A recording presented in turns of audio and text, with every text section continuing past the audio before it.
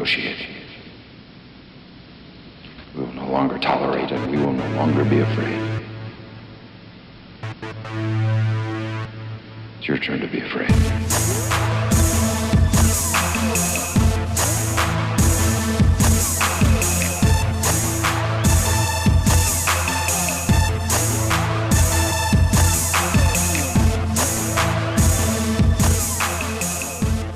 What's up, YouTube? This week, oh man, do we have some doozies to talk about this week. First of all, you know, the Democrats are going full steam again, all at it. Nancy Pelosi was announcing that they're going full steam trying to fucking do the whole stupid impeachment thing of Trump again. Fucking retards. These people are dumb. They are morons. Instead of worrying about real issues, all they can think about is getting Trump out of office. Like that's going to do anything. When he's doing the best that's been done in a long time. So they're idiots. They're fucking morons. Anyway, enough of that shit. This is just dumb. It's not going to do anything. It's not going to go anywhere. So, there's a tactic by the left that's done by the left. It's been done several times now. Where they'll try to get a child into the political arena. A ring or whatever you want to call it, box or whatever. It's dumb and it's disgusting. Children in politics should not mix. Period. I don't care. You know, teenagers can have their little opinions about shit, but when it comes to real politics in the arena, they should be left out, period. Their opinions really, you know, should be kept in high school. Until they actually become adults and make a career out of politics, you know, once they're in their 20s or whatever, you know, that's the only time it should be taken seriously. Otherwise, their opinions really should not be taken seriously, period. The left has been trying to use this quite a bit by trying to bring little kids into politics and then go, oh, you can't attack them. They're a freaking child. What's wrong with you? You're insane. That's a kid. Yada, yada, yada. You can't go against their opinion, blah, blah, blah. That's just fucking retarded. That's dumb. It's disgusting and shameful that you would use a child for your political agenda in the first place. Especially one that is diagnosed with several mental disorders. Even her mother claims she has several mental disorders. Not just being autistic. You know, she's got other disorders. So she is mentally ill. Michael Knowles said Greta Thunberg, which the political left has tried to use, is mentally, you know, ill. That she has disorders. Not only has her doctor said this, but her mother has said this as well. It's not just she's autistic. That's not the only mental disorder she has. And the way she went off at the UN, who would do that to their child anyway? You've got to be an irresponsible parent to use your child that way, especially when they have a mental issues. It's just wrong. It's terrible. It's disgusting. And it really irritated me when Michael Knowles brought this up on Fox. and then they tried to attack him for claiming that he's attacking some child when the child shouldn't have been in the political ring to begin with. It's just dumb, it's ignorant, stupid, and the far left should be ashamed of themselves. This little girl needs help. She doesn't belong in politics. Alright, moving on from that stupid shit. Let's move on.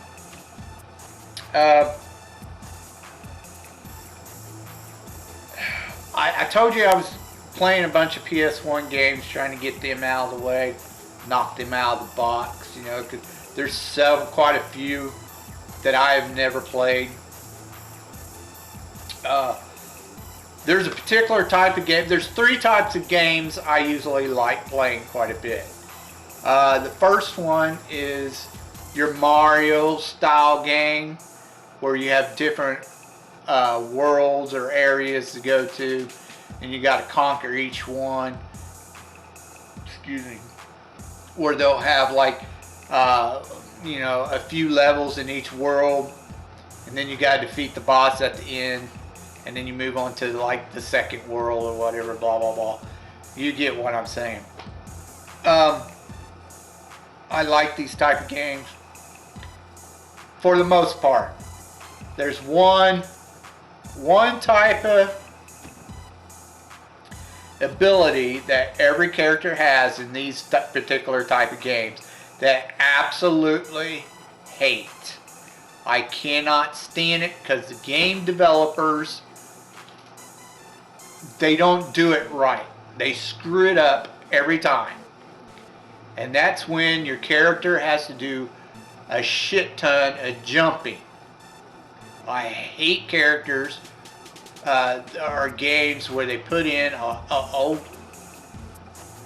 incredible amount of jumping, like on jumping platforms or stuff like that. Absolutely hate this type of ability because 90% of the time, and I know you guys know what I'm talking about, you go to jump with a certain character. 1, they don't jump in the direction you want them to go to. 2, when they land on a platform, they take like 2 or 3 extra steps when you get on the platform, so they run off the platform and you fall off. 3, a lot of times you get games where it has jumping ability and the character jumps on the platform, but then the game won't register it right, so it pushes them or slides them off the platform, even though you're not moving the character once they're on the platform. But the game will push them off because they're not completely on the right spot, exact spot that they should be on. This is why I hate jumping games, because the developers or the game designers don't correct that. They leave that in there. And a lot of times they make these jumping on certain platforms even worse when it's, you know, there's a lot of rotation of the platform or movement, or you have things that'll cause you harm if you don't get on the platform fast enough, or they disappear. It's just ridiculous. Some of the shit's retarded. I don't mind, you know, so much as the jumping as I do the way the game developers have made the character jump, or, you know, the platforms, the way they do the platforms. I think it's ridiculous, and it makes the game 10 times harder, and that's literally 90% of the time. That is my biggest gripe about Mario style games. They always got to have that jumping crap in there, and it's not set right. Anyways, get past that. First game I'm going to talk about is called 40 Winks. This game is basically you're either a boy or a girl, you have your choice, and you know, you're like between 10 and 12, I think. I'm not sure. Years old, the girl, boy. And you got to go throughout the game, and you got to go into like dreams, nightmares, or whatever.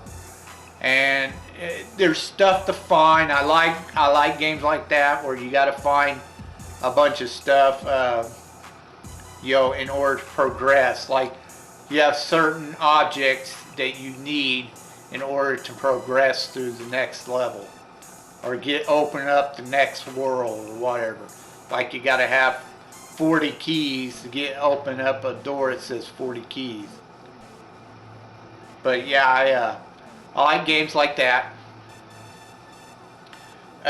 40 Winks, like I said, it's all about Dream World, and you gotta defeat this guy, this evil cat guy or whatever. He can't sleep or whatever. The boss is always this teddy bear. It's supposed to be his sidekick or whatever. You gotta defeat the teddy bear and his monster or whatever level it is. It is a pretty good game. I liked it for the most part, except for the jumping. This is one of them games where it'll push you off, or the game will automatically make you fall off if you don't jump right dead center on the platform. But for the most part, it was actually a pretty cool game. I'm surprised they didn't do another one. But definitely, if you like Mario style games, you'll like this one. Check it out. I give it a thumbs up. The next game I want to talk about is called Casper. In the 90s, there was a movie done on Casper the Friendly Ghost. Well, they made a video game, but it's not what you think. It was, you'd think it's real kiddie-ish, but it's not. Actually, it's a lot of fun. You're in a haunted mansion. You're constantly looking for colored keys to colored doors. You gotta find hidden switches and locks and stuff like that. You do a lot of puzzling to get to other areas, and you find these puzzle pieces to paintings in the mansion. So you put these painting pieces together, like puzzle pieces, jigsaw pieces. And every time you form a picture in a picture frame, it gives you a new ability that allows you to get to other areas of the mansion. Like there's boards on doors, like an X, boards made out of an X. You have a morph that turns you into a saw blade, and you can saw through the board so you can get to the next area. That's just one of the morphs. There's others too. It's more of a puzzle game, which is really neat. I liked it a lot. It was really cool. I definitely give a thumbs up. If you're into puzzle type games, that's definitely your type of game. The next one was another Mario style game. It's called Bugs Bunny Lost in Time. I love Bugs Bunny. I always have. I grew up on Bugs Bunny. Basically, you end up finding a time machine. He ends up finding a time machine and accidentally gets pulled into the past. You find a wizard named Merlin, and Merlin helps you throughout the game on how to figure out how to get to certain areas and get these. You need a certain amount of clocks to open up certain time portals and stuff like that. You got a host of, your Looney Tune characters in there as well. It's a really good game. It's not bad.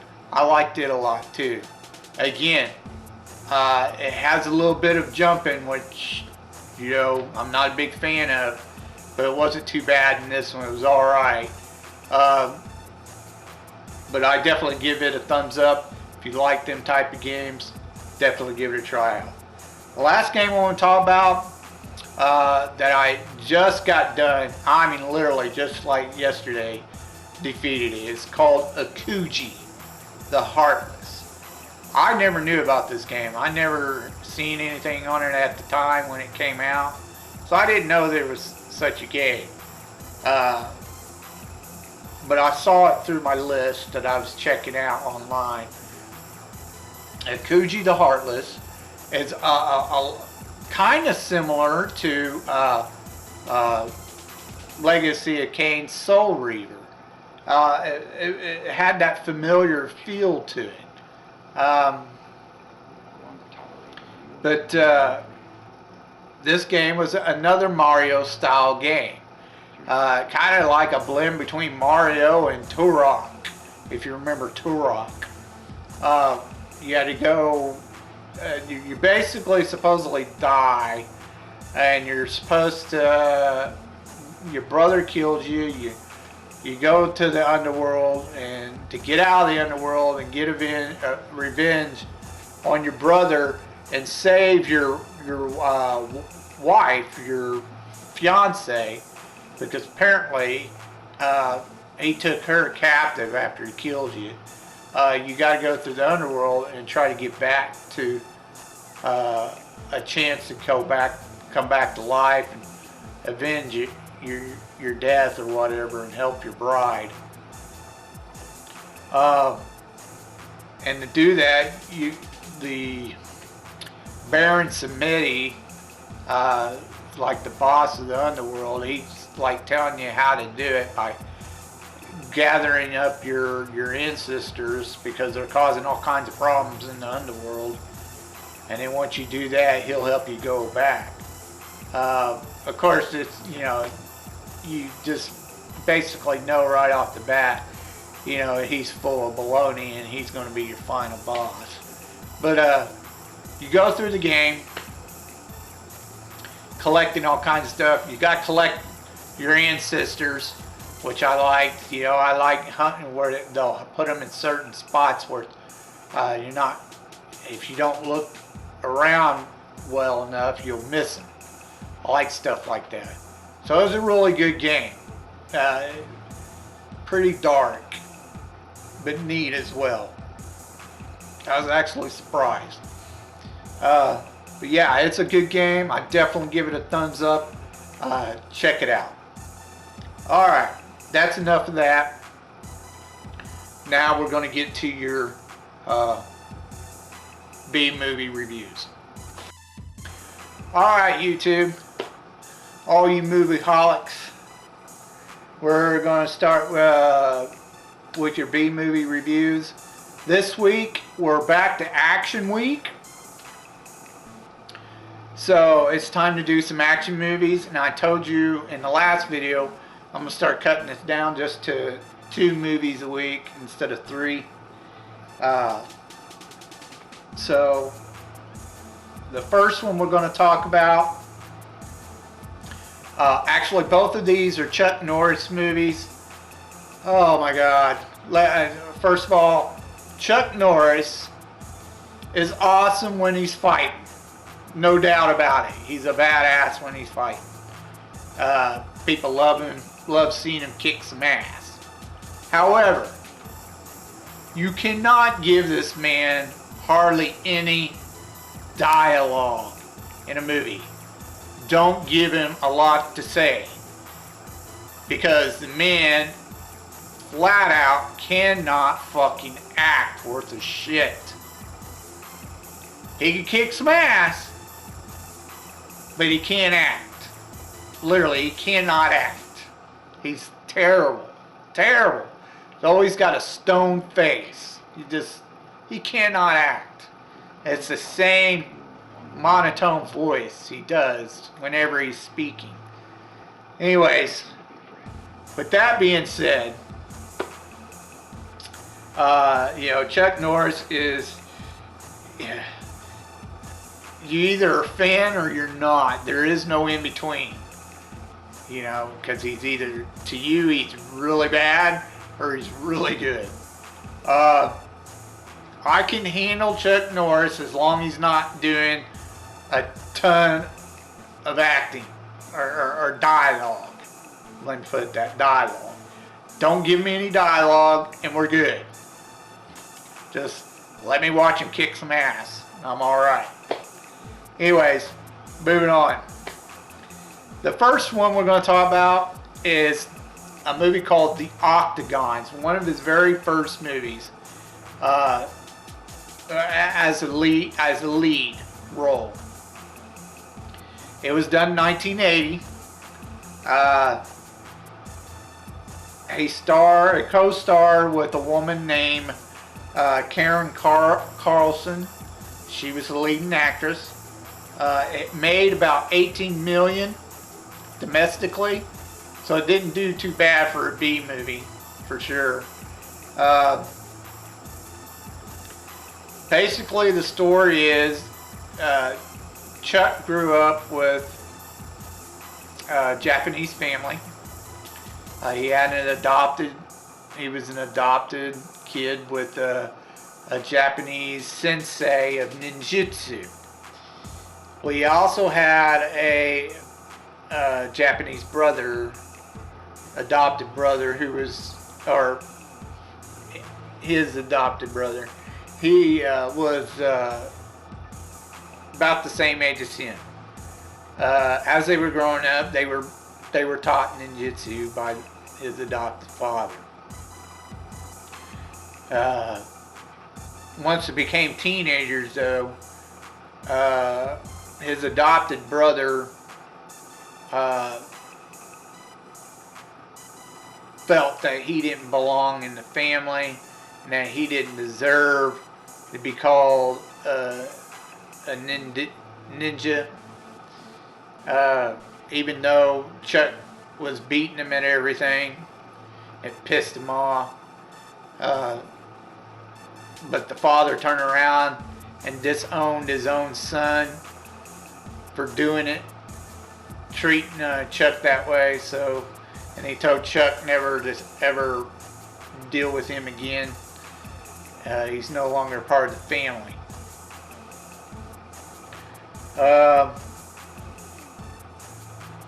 But anyway, supposedly ninjutsu has been abolished for a long time.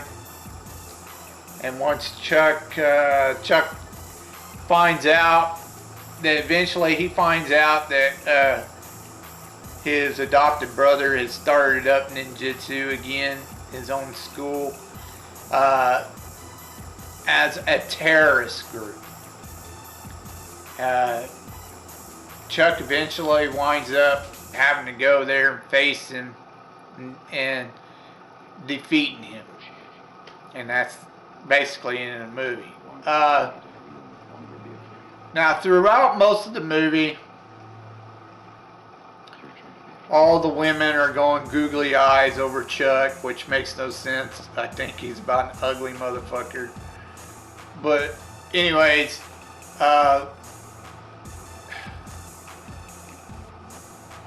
it's kind of slow. There's not really a lot of action until the last like 20 minutes of the movie when he's at the Octagon fighting his brother, adopted brother. So if you can at least make it to the last 20 minutes of the movie, you'll be alright. It wasn't like, the acting wasn't horrible. He had some fairly decent actors with him who could actually act and carried him along. But for the most part, most of it was fairly kind of dull until the last 20 minutes. And the last 20 minutes almost makes up for all that. Because there is a lot of action at the end of the movie. He does a lot of fighting. Which is real good. The end of the movie is really good. So, I mean, if you can make it to the last 20-30 minutes of the movie, you'll be alright. I give this a half and half. Half of it was all right, and the other half was just kind of slow. But at least you can. It doesn't do it so much to where it makes you fall asleep. So like I said, I give it a half now. I give it a thumbs up and a thumbs down for that much. Okay? Alright, moving on. The next movie he stars in that I did was called An Eye for an Eye. A lot of people probably have not heard of this. And no, I'm absolutely not talking about the Sally Field movie. I don't even know what the fuck that's about. But yeah, I see that a lot whenever you put this in the search bar. You get a lot of Sally Field crap, because apparently she did a movie called An Eye for an Eye too. But anyways, An Eye for an Eye was done in 1981. Of course, it had Chuck Norris, had Christopher Lee in there. You probably know him as Saruman from The Lord of the Rings. Maggie Cooper was the lead female role, but you also had Rosalind Chow in there for a while too. She played Keiko, or Mrs. O'Brien on Star Trek Next Generation and Deep Space Nine, if you're into Star Trek. She's a really good actress. But anyways,